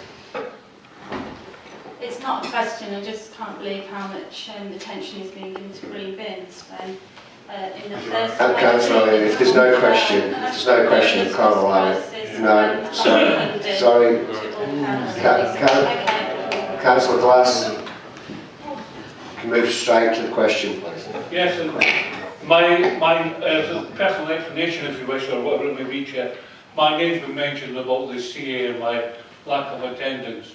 There's people who know me or don't know me know I've gone through a rather bad health period over the last couple of months, and I've handed in my resignation to the CA because if I believe I'm going to do a job, I'm going to do the job. And on occasions, Councillor Hancock has stood in my place, and on occasions he hasn't had enough time in order to make that arrangement for himself. Councillor Glass. My thing with it, I still think the CA is a good thing. I hope the leader agrees with us. Right, thank you, Councillor Glass. Councillor Condicle, straight to the question, please. Thank you. On the 31st of October, you discussed the general fund budget. The market rent for Christmas Eve, which is a working day, have gone from £36 to £62, raising £3,000. Councillor Condicle, straight to the question, please. Going there very quickly.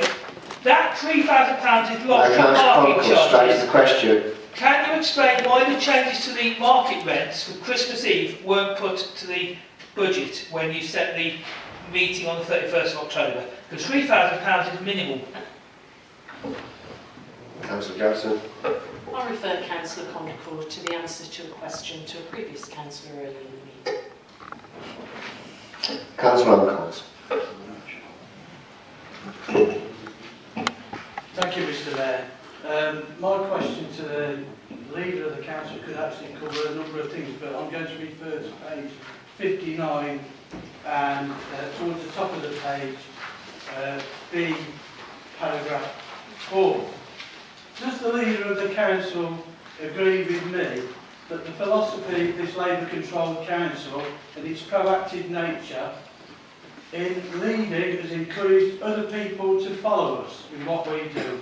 And I give that particular instance is modular housing, and if I also add to that, emergency accommodation, where we lead, other people follow. And I've followed it very closely myself. My Coventry City Council have recently announced that they're also looking into increasing how you can do modular housing and providing emergency accommodation. Does the leader of the council agree? Councillor Jackson. I refer the question to Councillor Long. Thank you, Leader. Happy Christmas to you too. Yes, I do agree. It's we are trailblazing. We have got a particular reputation now, and across the country, people are. What's so funny about that? What is so funny about good things happening in this council that you lot have to laugh? What is so funny? Come on, you had to laugh. Councillor Longden, can you carry on with yours, please? Yeah. Up and down the country, people are getting on the bandwagon with what we've done, particularly with modular housing. I did say at the last meeting about that, or it might have been a cabinet meeting, and the Metropolitan Council getting on that bandwagon may cause us problems in the future. We might not be able to move as quickly as we could, because they've got more money than us to do that sort of work. But yes, we are. And certainly as far as homelessness goes, we are another trailblazer in that respect, in what we're doing for homeless people. Go on, laugh now. Go on. Councillor Longden. Councillor Longden. No, they really get to me. Councillor Longden. Okay. With their attitudes. So okay. these people are destitute, Mr. Mayor, and we are trailblazing, and other people want to follow where we lead. Thank you, Councillor Longden. Got Councillor Golby. Thank you, Mr. Mayor. I'll get straight to the question. On it's about the green bins as well, so it could be taken as a bin issue or it could be taken as a finance issue, but on your election bump that you put out to everybody, it says Labour protected green bin collections this year. We've committed to free garden waste collection in our budget, and then you went and changed the budget. So why did you not see the money disappearing? We haven't had any changes in the finances, so how can you commit to a budget and then a few months later have to redo that budget? Is it financial ineptitude? How did you not see it coming that you needed to change the finances so much that you've had to go to this £40 charge on the green bins? Thank you, Councillor Colby. Councillor Jackson. Thank you, Mr. Mayor. I know Councillor Golby was actually at the last Cabinet meeting, or the one before, where we actually discussed the state of the General Fund, and you will have noted the significant overspending on the recycling contract. Not an issue solely for Nuneaton and Bedworth, an issue that councils up and down the country have faced, and another issue that councils in the General Fund are facing is an increase in homelessness. And the costs of that we have to meet from the General Fund. They are two significant changes in year to our budget, and ones that simply we have to deal with. This council has never set a budget that is illegal. We have always set appropriate budgets. We will continue to be good stewards of the money of the people of Nuneaton and Bedworth. We will act in their best interest at all times. But we cannot just say all of these increased costs come at no price. They do. I'd love the government to fully fund the massive increase in homelessness and the massive increase in recycling costs for councils up and down the country.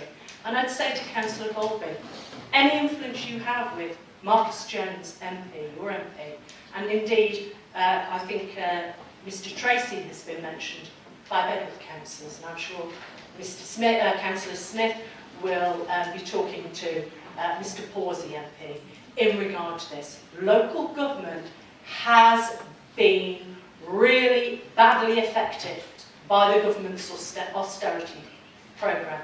And that austerity programme doesn't seem to be coming to an end anytime soon. It is shocking to see the increase in homelessness, and costs like this simply have to be addressed. Thank you, Mr Mayor. Thank you, Councillor Johnson. I've got Councillor Brown now. Thank you, Mr Mayor. I'd just like to ask a quick question of Councillor Jay Shepherd regarding the garden waste collection. I've already heard that leaflets were being issued in houses around the borough from the controlling group at the moment, which pledged that there would be no charges for green waste collection. And in June, planning started to implement the changes to charge people. So I'd just like to ask, on what date did you first become aware, between May and June, that this was likely to be taking place? Give us a date, please. I'll accept it in writing at a later date if you don't know. Thank you, Councillor Brown. Councillor Shepherd.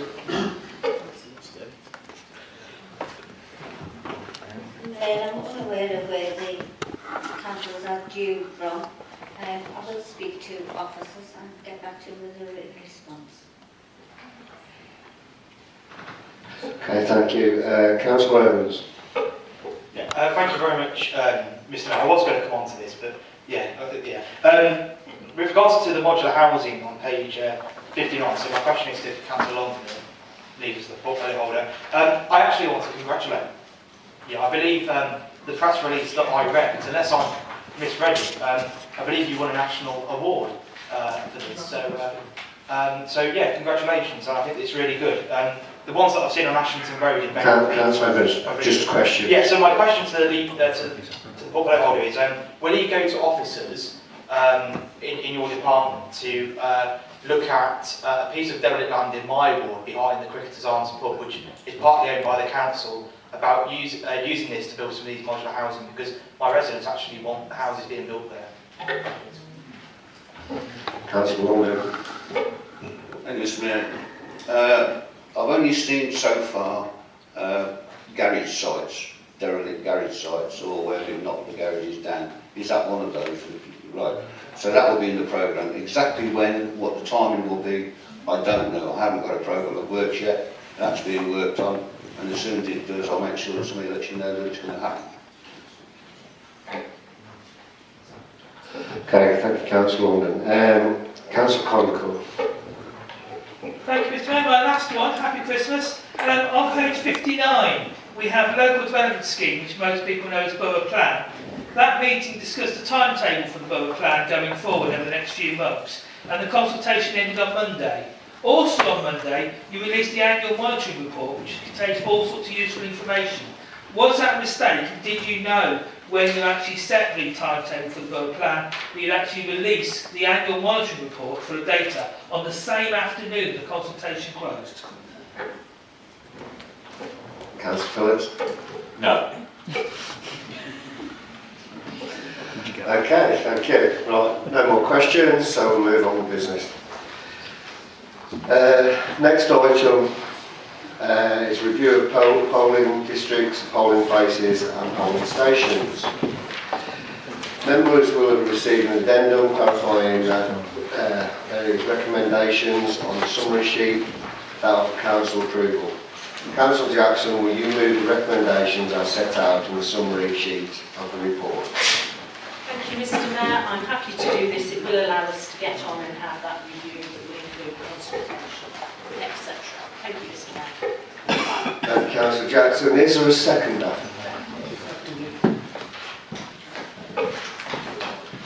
Thank you, Councillor Ward. Councillor Wilson. Thank you, Mr. Mayor. I've read the recommendations and I think I understand most of what they're saying, because obviously it's a legal requirement, but I do have a slight concern based on what I've had feedback from residents, particularly the county council elections last year, which caused a bit of mayhem with some of the polling stations there. I think we need to tighten this recommendation up slightly, because I think we need to have a proper consultation with residents. It's not expensive, it could be something put on the website, a banner saying we're having a consultation on polling stations, would you like to take part, put it on Twitter, whatever, Facebook. But there were concerns expressed by a number of residents to me. And I think I would like to move an amendment, and I hope it would be accepted by the leader, and it would say the electoral registration, this is at point 1, the electoral registration officer will carry out a review of polling stations, polling places and polling stations and insert by holding consultation, insert with residents and with relevant ward/county councils, MPs and other stakeholders. Because it doesn't make clear where it says other stakeholders, whether that actually includes members of the public. It could just be the facilities of use like schools, like pubs, like shopland next to the side, that sort of thing, churches, they could be. But also I think residents need to have a say in where the polling stations go. They may come up with some good suggestions, they may not, I don't know. But especially with the expansion of housing, and we have our arguments on that, but there are large swathes now, particularly in St Nicholas and Wellington, where we need to give some more consideration about where polling stations go. Do we put more polling stations in elsewhere? It has a cost, I accept, but we need to consider these issues to make sure that we maintain that access to democracy. So I would hope the leader would accept the my amendment to the recommendation, because I had some quite irate residents actually on the phone to me, particularly at county council election time. It was even Portia Close, which is quite a small area, if you know Whitestone. It's a small area with a little van, but we added, I think it was something in the region of 300 to 400 extra. I'm looking at Debbie and she's nodding at me, 300 to 400 extra voters there, and there wasn't anywhere to park. People were finding they couldn't get in, they couldn't get out of their houses because of where we put it. Could we find an alternative solution? I don't know, but the residents might, and I think that is something that we should actually take on board and say to residents, it's your vote, where do you think we should go and vote? I hope she'll accept the amendment, Mr Mayor. Councillor Wilson, does that follow a seconder? I'll second it, Mr. Mayor. Julie, did you second it? No. Councillor Colby seconded it, yeah? Okay. Yeah, I've got a number of speakers. Councillor Concourt first. Thank you. It's a very important point talking about the growth of the borough. Because if you look at the annual monitoring report, which was released on Monday, just after the public plan consultation was closed, there's been a phenomenal amount of houses built in Wellington St Nicholas up to March 31st. Since March 31st, there's even more. So there's probably well over 1,000 houses suddenly appeared to the north of Nuneaton and no extra polling stations. Also, it's changing the electorate because the electorate in Wellington St Nicholas is getting massive and massive as those who leave it and canvass the area. So does this become a waste of time if we need to do a boundary review in a year's time or even 6 months' time if we get a borough plan? So we do need to tie the two together, because to actually review the polling stations and then almost immediately do a boundary review because we've shoved so much housing in the north of the borough, we do need to think about the waste of effort and actually where we're going with democracy, because particularly because the housing has been so disproportionate in one area, rather than being equally spread out and people taking fair shares, it has really distorted the borough. And so, in places like Wellington, we have, you can lose the election in Wellington on 1,200 votes, because the electorate has got so massive. So, we do need to look at... Councillor, just a minute. Councillor Jackson, got a point of order. Yes, Mr Mayor, I think it's very clearly stated on page 60 that this is nothing, this report is nothing to do with the Boundary Commission. Thank you, Councillor Jackson. Councillor Conoco, can you move on? Yeah, I was just wondering, I did know that, I'm just asking whether we should do the two at the same time. And the final point is, some of the polling stations like Portia Close have diesel generators, which are really annoying. And I think if we are actually imposing all the parking hassles and all the traffic hassles, we should also have a diesel generator going from 6 AM in the morning to 11 at night. So I do think we need to look at the impact of these and actually try and make them as friendly as possible. Right, before we take any more speakers on, I just want to make this clear. This is about the consultation. So we can't do anything here anyway, until the consultation comes out. Number of speakers again. Councillor Evans. Yeah. Thank you, Mr Mayor. I'd like to speak in favour of the amendment that Councillor Wilson has proposed. Before the meeting, when the agenda came out, I put on me and Sep's Facebook group about if anyone had any issues, and there wasn't any issues in the Slough board, but I think people should still have the chance. It doesn't have to be a high-key thing like the borough plan consultation, just something. I mean, there's been a recent survey about the budget, and I think about the future corporate aims of the council. So it's so easy. I think we should be able to do, and I hope the Labour group get behind it. And the only issue that I'm aware of in Bedford is with regards to people on Acacia Crescent and Hazel Grove who have to go and vote at the Civic Hall when there's a polling station opposite that road on Johnson Road, Pine Tree Centre, that could be a shared polling station between the Bede ward and the Butler ward. So I completely support Councillor Wilson's recommendation. Like I said, I hope the Labour group get behind it, because we're all in favour of letting people have a say to some extent. It's not about the borough plan, but yeah, cheers. Thank you, Councillor Evans. Councillor Jackson, I've got you down, but you have got the right to reply. So do you want to do that after another speaker? Yeah? Okay. Councillor Hancock, please. Thank you, Mr Mayor. I do welcome this review, and there's certainly anomalies in regards to some polling stations, as Councillor Evans has just said. I live opposite Eddie Miller Court. I have to go up into the town to vote, yet there's a voting station in Eddie Miller. So there's these odd anomalies that happen.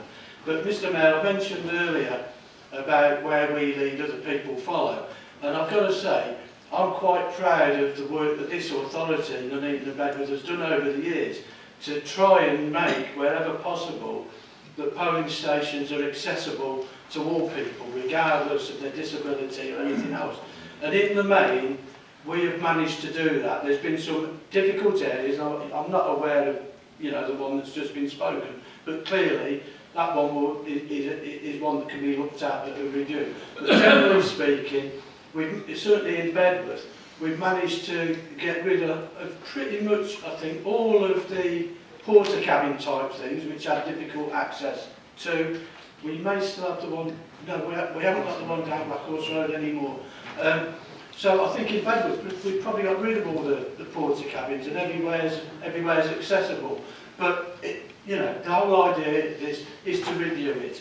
I've got areas within my ward that have got difficult access, and it's shown that they don't turn out to vote because of that lack of access.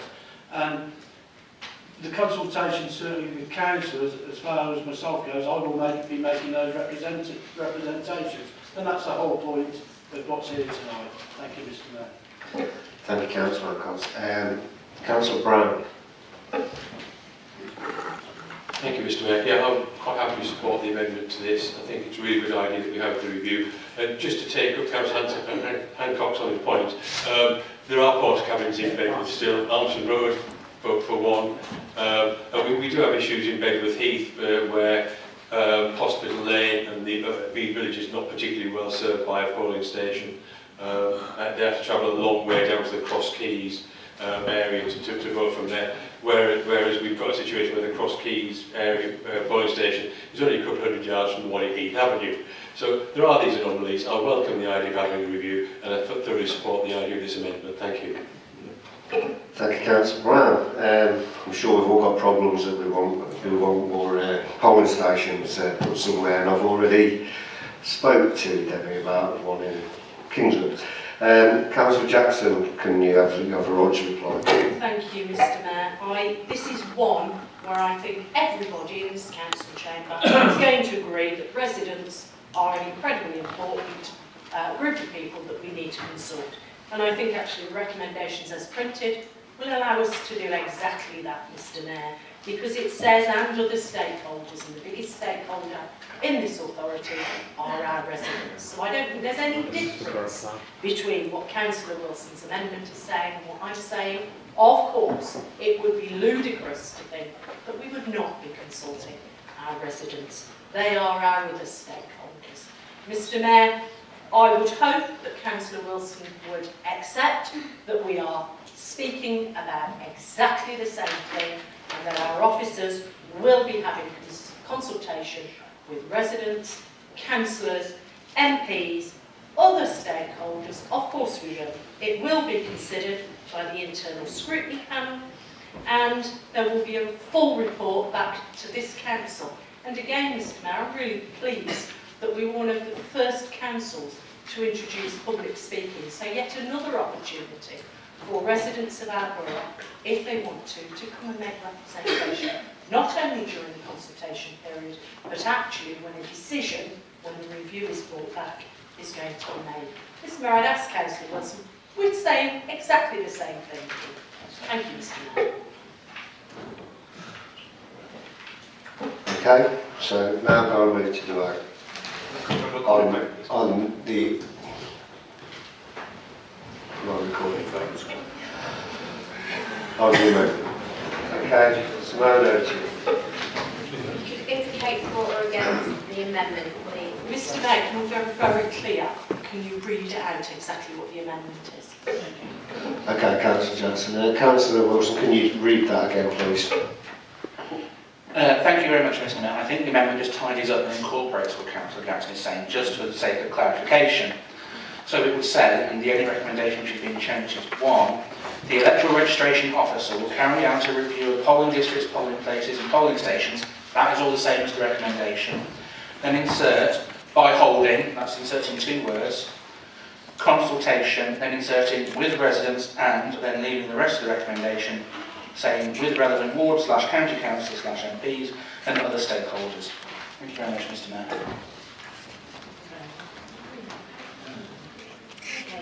Councillor Beaumont. Oh, 4. Councillor Brady Edwards. 4. Councillor Brown. 4. Councillor Croft. 4. Councillor Duffin. 4. Councillor Doherty. Councillor Elliott. 4. Councillor Evans. 4. Councillor Gazane. Apologies. Councillor Glass. 4. Councillor Golby. Councillor Brown. 4. Councillor Guttridge. 4. Councillor Hancock. 4. Councillor Hocking. 4. Councillor Jackson. 4. Councillor Concord. 4. Councillor Llewellyn-Nash. 4. Councillor Lloyd. 4. Councillor Longden.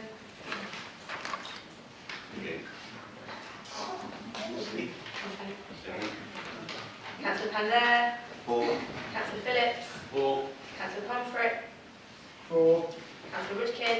4. Councillor A. Sargent. 4. Councillor J Sargent. 4. Councillor J Shepherd. 4. Councillor T Shepherd. 4. Councillor Smith. 4. Councillor Tandy. 4. Councillor Tromans. 4. Councillor Warrington's apologies. Councillor Watkins. 4. Councillor Wilson. 4.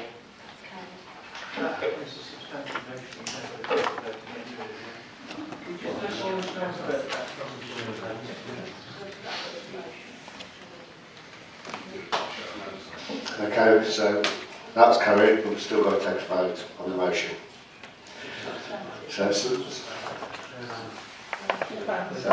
So 4.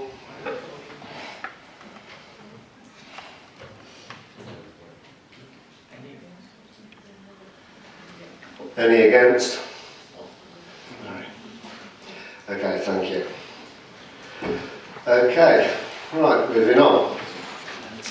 Recommendations from Cabinet or other committees. Licence Committee Gambling Act 2005, Statement of Licensing Policy. Councillor Tracy Shepherd, will you move the recommendations set out on the agenda? Thank you, Mr. Mayor. I so move the recommendation as printed on page 65. Thank you. Thank you, Councillor Shepherd. Is there a seconder? Thank you, Councillor.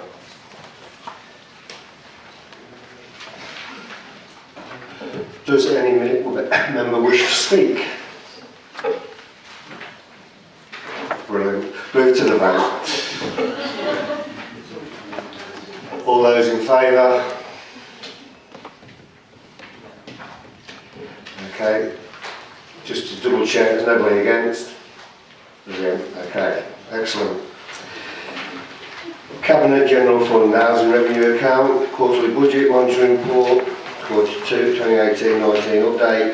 Councillor Jackson, will you move the recommendations set out in the agenda? Mr. Mayor, I'm pleased to do so. Thank you, Councillor Jackson. Is there a seconder? Thank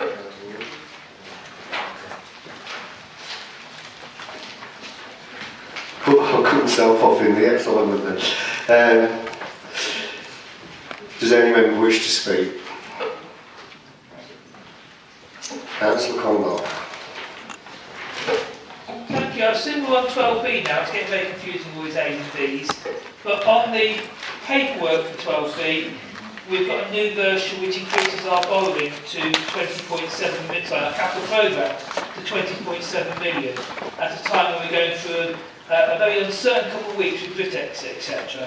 And I think some of this extra expenditure is very worthy, but I think we should actually look at some of the other things on the programme to see if we should defer some of them, like the purchase of empty properties and the purchase of investment properties till after Britex has been completed, at least what's happening in March. Thank you. Councillor Wilson. Thank you very much, Mr. Mayor. I accept that there is some market volatility with regard to what is going on, and I'm quite reassured actually that Craig Pugh and Simone are looking at that, as we just had the recent report which went to Cabinet which says how we are monitoring the potential impacts which we're going to face.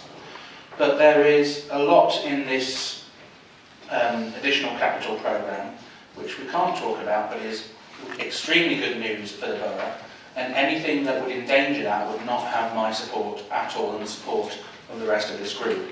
So I wholeheartedly support the capital programme and reiterate that we now need to move forward with these items at pace. I think those were the exact words that Councillor Jackson used at the meeting, moving forward at pace. I think with this item we are at 1, but we'll be monitoring and making sure that these are done to time and to budget and in the interest of the residents. So it is vitally important that we actually get on with the job that residents elected us to do, and hopefully we'll start to see some changes as quickly as we possibly can. So the sooner we vote on this, the sooner we can actually start making that difference to residents. Mr. Mayor. Thank you, Councillor Wilson. Councillor Tromans. Thank you, Mr. Mayor. I'd just like to say very quickly, I'd like to echo exactly what Councillor Wilson said. I think there has been delays for far too long with some of this, and it is about time that action was taken and improvements were made. I also think it's a fair point to raise. We are in uncertain times, But this council is talking about very long-term investments here. We are not day-to-day speculators or money market players. These are very long-term investments, most of them, particularly the one Councillor Wilson referred to, and so I think those concerns are very much minimised, and I will certainly be voting in favour of this. Thank you, Councillor Trowlands. Is there anybody else who wishes to speak? No? Okay, brilliant. Let's move to the vote. All those in favour?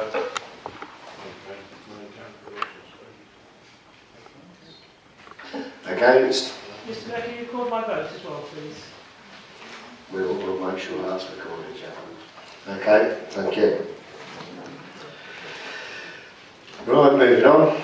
Cabinet Treasury Management 2018-19 mid-year review. Councillor Jackson, will you move the recommendations set out in the agenda? Mr Mayor, I'm pleased to do so, and in so doing, I hope I express the thanks of the whole council for the excellent work that our finance team do. Thank you, Simone and the team.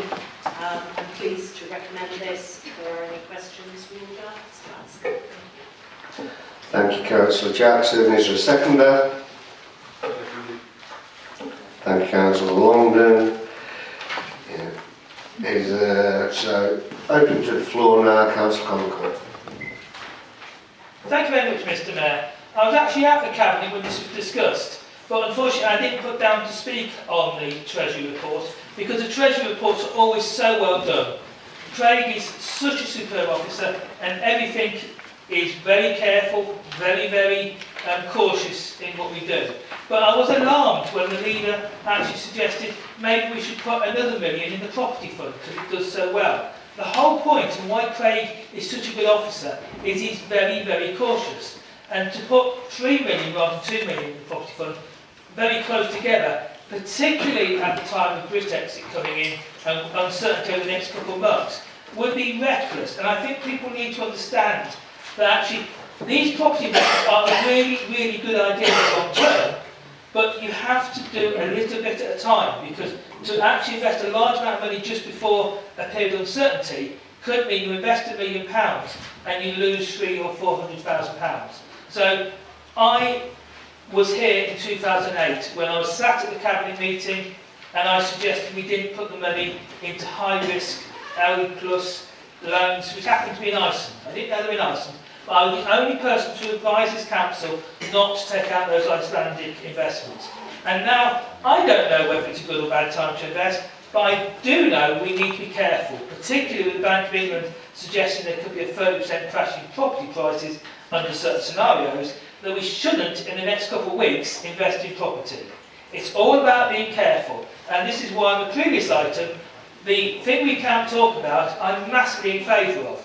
The thing I wanted some caution on is investing in properties to let out, those sorts of areas, where I think we need to take a couple of months just to be careful and to see where the market's going. When we've got some certainty, I'm sure things will get better. But it's what point we come from. Thank you. Thank you, Councillor Concord. Councillor Wilson. Thank you, Mr Mayor. I actually think, and you probably expect me to say this as a director of NABSAL, I actually think that the work that we are doing investing in buy-to-let properties and now NABSAL gas is actually very worthwhile work that we are doing. We are bringing in, by converting capital money, which is safe because at the end of the day we have the bricks and mortar there. We're bringing in excess of £450,000 into our revenue budget, which is sustaining vital services which our residents across the borough depend on. And I think that is actually one of the more safer investments actually that this council has. And I know that it is prudently invested in those properties, because I have sat there and with Councillor Jackson and Councillor Lloyd, and to be fair to Councillor Harvey before, and sat there and asked those questions of Simone and of Dawn to make sure we are doing that. We have had the risk registers, we have looked at all the other reporting tools that we need to do. We are doing that as NABSA, so I'm quite confident in the issues that we are looking at. If I'm reading the report correctly on page 102, which is the property investment that Councillor Concord is referring to and what Councillor Jackson referred to at the Cabinet report, is under CCLA Local Authority Property Fund, £2 million. Now, not applicable is in the deposit period and maturity date. So if I'm reading that correctly, and I'm sure Simone will give me an indication, that means that we can withdraw our money without too much notice, if that's the way that it's reading on here. In which case the report should actually be amended on that front. I think the report does need some clarification on that front because it doesn't read like that. So I think that needs picking up going forward, how that's reported, because anyone looking at that, myself included, would read that as we can access that alongside the other notice accounts which we have there, because they're grouped in the same area as the notice accounts. But having said that, the money that is invested, Simone has, and Craig, have certified that this is a prudent approach to take. We may have our disagreements, we have strong disagreements and long disagreements over where the money in the budget goes, but how the money is spent, the actual mechanics of how the money is spent, we actually have quite widespread agreement that our officers do a tremendous job in doing that. It's where the money gets put that annoys us on this side of the chamber and annoys residents too. But in how it is spent, I'm quite sure that we are one of the stronger performing councils in that regard. But if Simone and the officers can take that point back, because that is slightly misleading in the report, I think that needs to be taken up. But I'm happy to endorse the report, subject to that amendment being made in the future, Mr. Mayor. Okay, thank you, Councillor Wilson. Anybody else wish to speak? No, excellent. Right, let's take the vote. Sorry, oh, sorry, sorry, I'm rushing there. Go on, Councillor Johnson. Mr. Mayor, I think at the Cabinet meeting, no alterations to the Treasury Management report was agreed on the hoof. A question was asked by myself in regard to the CCLA fund, but no changes were made. I think this represents a council that is on a solid financial footing, is administered well. We do thank our finance officers, and I think that's been said by all political parties in the room tonight, and I hope we can move and vote on this, Mr. Mayor, unanimously, and end in a spirit, Mr. Mayor. I will also say Merry Christmas to all those people who do celebrate Christmas. I trust that we will have a safe year. Thank you. Thank you, Councillor Johnson. Okay, let's move to the vote. All those in favour?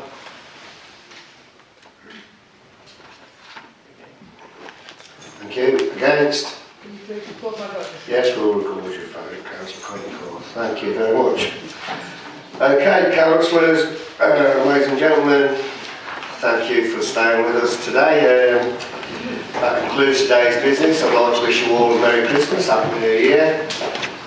And thank you once again for the gifts and for the kind donation. Very much appreciated. Now going back to the poll, if anybody wishes to come, I'm sure I can rustle up a cup of tea or coffee or something. Okay, thank you. All right, please.